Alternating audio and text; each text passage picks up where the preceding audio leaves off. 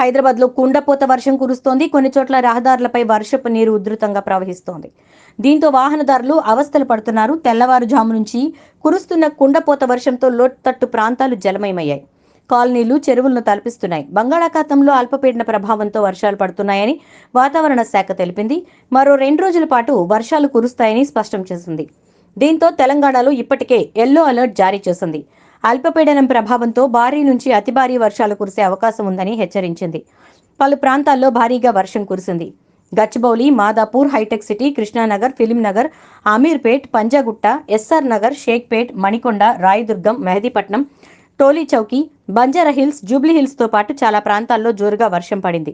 చింతల్, సుచిత్ర, జీడిమెట్ల, బాలానగర్, కూకట్పల్లి సహా పలు ప్రాంతాల్లో వాన దంచి కొట్టింది.